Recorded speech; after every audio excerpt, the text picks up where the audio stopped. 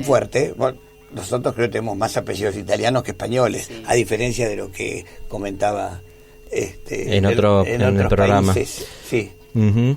Después nos fuimos al podcast de Viajar Seguro, que tenía que ver con los seguros de viajes. Sí. Y volvemos a hacer la recomendación: no hagan ningún viaje sin contratar un seguro, Sí. ya sea por un tema de salud, por un tema de si pierden el equipaje, si pierden el vuelo, por lo que fuera. Contraten un seguro de viajes. Muchas veces lo tienen incluido en la tarjeta que ya están pagando, en la tarjeta de crédito, tienen ese seguro y es cuestión solamente de habilitarlo. Así que esta es una recomendación que volvemos a hacer. El siguiente fue viajar solos o acompañados, o mejor solos o acompañados. Y veíamos las ventajas y las desventajas en cada caso, ¿no? Claro. Me acuerdo, en este caso fue Marco de Perú que contó que él había hecho un viaje con toda su familia y que bueno, lo bueno era que estaba con su familia y la integración y la convivencia, pero lo malo era eso, la convivencia. No, porque a veces tu esposa tiene unos gustos o intereses, tu hija otro, Sí. y él tenía... Hay que pensar, cuando uno parecido. viaja con alguien, hay que pensar que en general Hay que es muy negociar. posible que estés la cantidad de días que dure el viaje junto con esa persona, Claro. juntos, Sí. de la mañana a la noche. Y a veces eso genera Fricciones. o agotamiento. Sí. No hay un Sí, espacio, a veces algunas Propio, personas para necesitamos descansar. un espacio propio que Para aclarar la mente y desaparece. descansar un poco. ¿sí? Bien, después hicimos el programa 10, hicimos un repaso en Brasil, ¿te acuerdas, Beatriz? Sí. Con los Muy compañeros de diferentes países, Sí, de sí, México, República Dominicana, Chile. de Argentina, de Chile. Hicimos un repaso de lo que estuvimos haciendo hasta el momento, porque eran los 10 capítulos y con estos puntos de vista de distintas personas del mundo, lo cual fue muy enriquecedor. Hicimos el programa 11, Turismo de Lujo, que tiene que ver con esto, que es una tendencia para la gente que tiene dinero, poder visitar destinos exóticos, con mucha comodidad, con mucha tecnología, para sentirse únicos, ¿no? No ir a lugares donde va todo el mundo.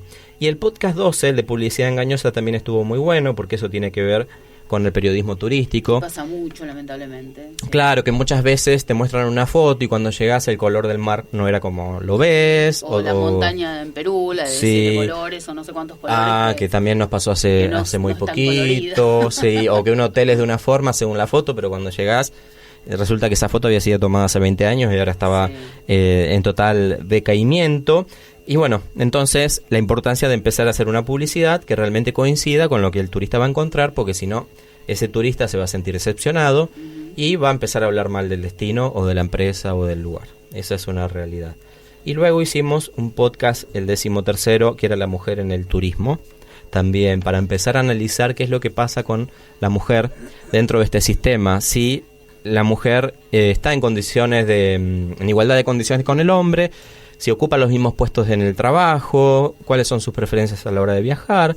Así que se los recomendamos que lo escuchen a este podcast. El 14 fue viajar con mascotas, que ya lo comentó Leandro. Y el 15º fue el de turismo sexual. Un capítulo, un podcast que generó mucha controversia, que recuerdo cuando lo publicamos, nadie decía nada, ¿no? Nadie comentaba nada. Sin embargo, es uno de los más escuchados. Ah, mira vos. Eso, yo realmente no sabía que iba a pasar, pero es el que menos comentarios tiene, es el del que menos respuestas recibimos de la gente, pero el capítulo de turismo sexual es el más descargado y es el más escuchado, así que bueno, esperamos que esta información haya sido útil, porque la idea es justamente empezar a desentrañar un poco qué está pasando en relación a quienes realmente quieren realizar una práctica sexual en otro destino con personas que bajo su voluntad lo hacen, a empezar a tener en cuenta que hay mujeres que quizás son parte de trata de blancas, de mujeres, blancas está más dicho, o cuando están menores involucrados, empezar a tener en cuenta que eso no está bien y es algo que tenemos que empezar a erradicar en el mundo cuando hablamos de turismo sexual. ¿Qué es en realidad el turismo? Hay tantas respuestas como mundos por explorar. ¿Qué es en realidad el turismo?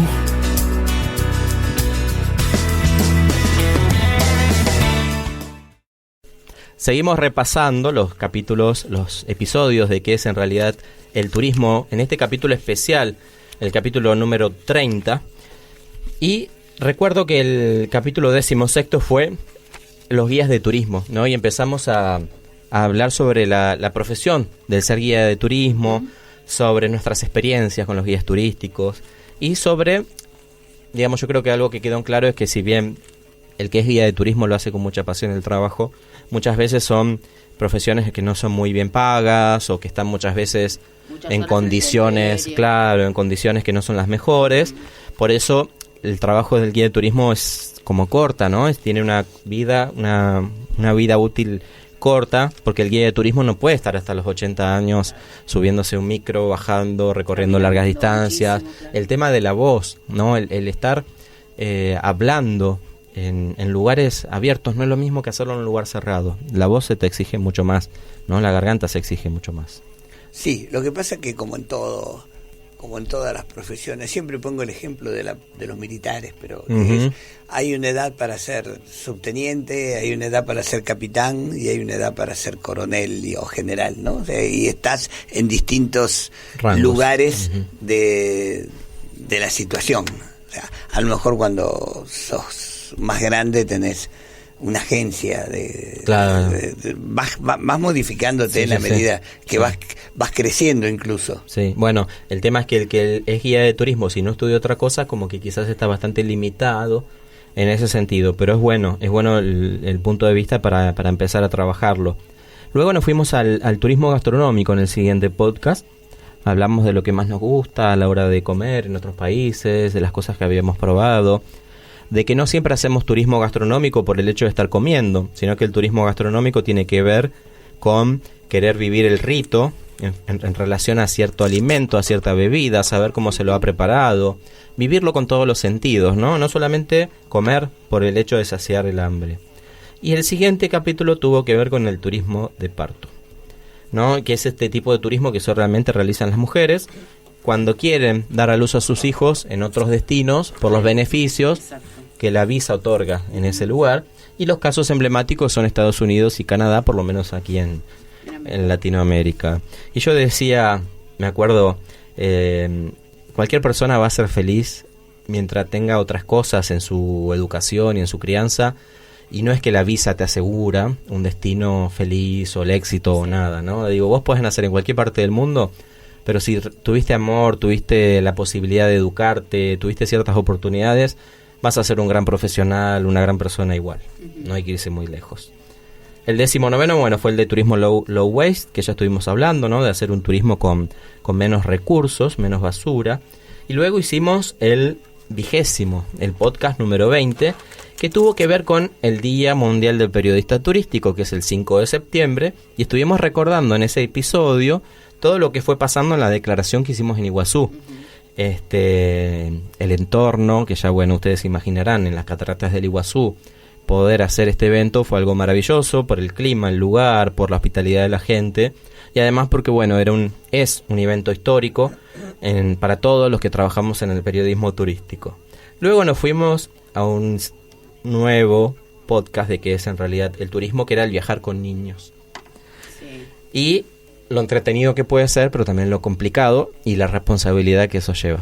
Porque el niño no va a querer participar de las actividades que muchas veces los adultos queremos hacer. Exactamente, y la documentación necesaria en caso de padres separados, etc. Sí. Hablamos también de eso. Y de tener todos los cuidados para que no se nos vaya a perder un chico. Sí. No, digamos, si uno esos cuidados los tiene que tener siempre en su país, cuando viaja más todavía hay que tener 10.000 ojos.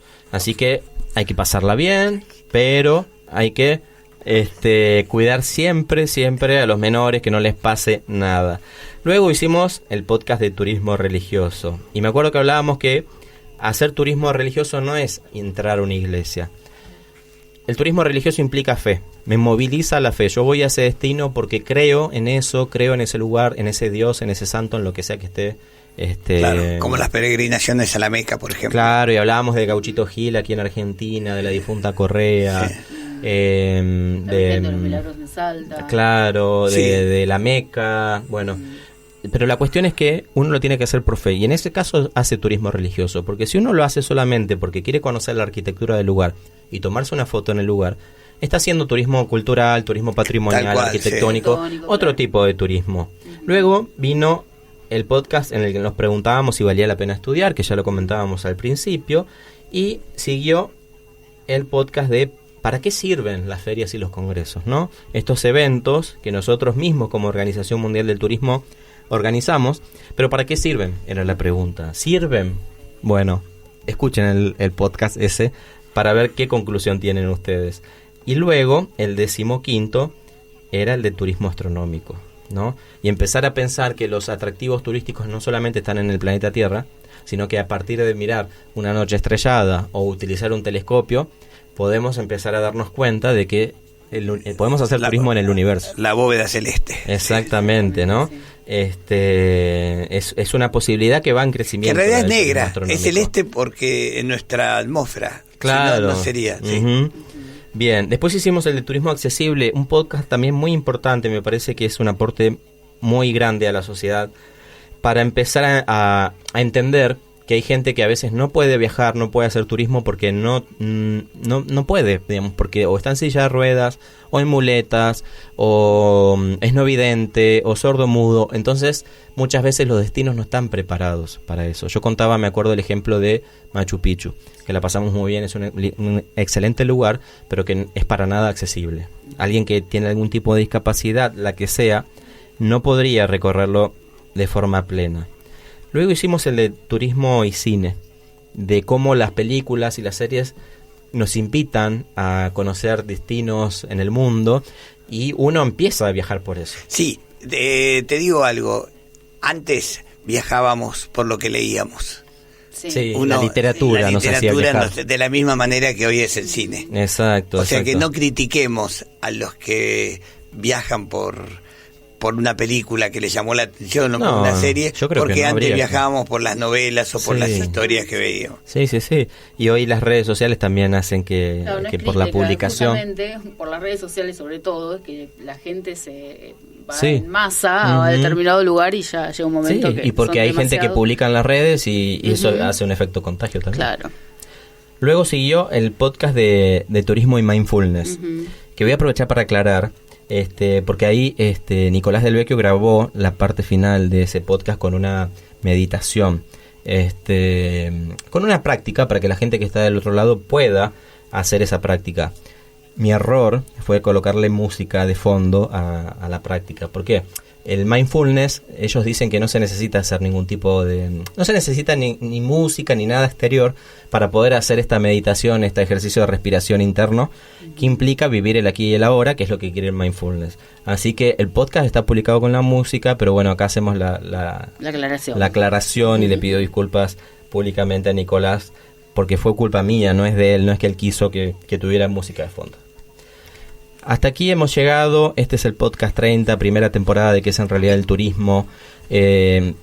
Gracias, Beatriz. No, vos, gracias. Gracias, Leandro. No, fue lindo hacerlo. Sí, la verdad que sí. Ahora tenemos que... hay algo que no hicimos, que tendríamos que pensar. Tenemos un montón de temas, por ejemplo, delante. el turismo sindical. Sí. Todo un tema. Esto no se acaba porque se acabaron los temas. Se acaba porque es la primera temporada, porque vamos a refrescar las ideas, a seguir viajando para traerles a ustedes más información.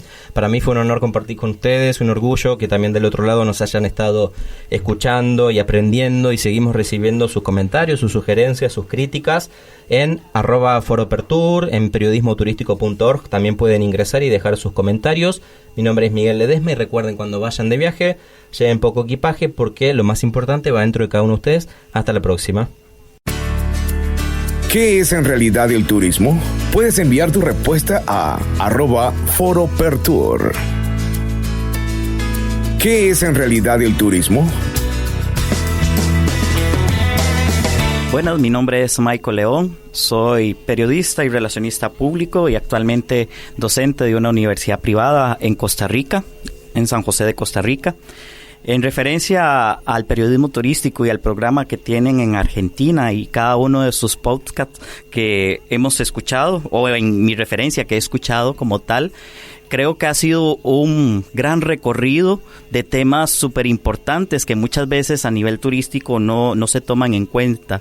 Desde el aspecto costarricense, creo que es una buena oportunidad de que o una buena práctica que se podría realizar en mi país como tal, haciendo un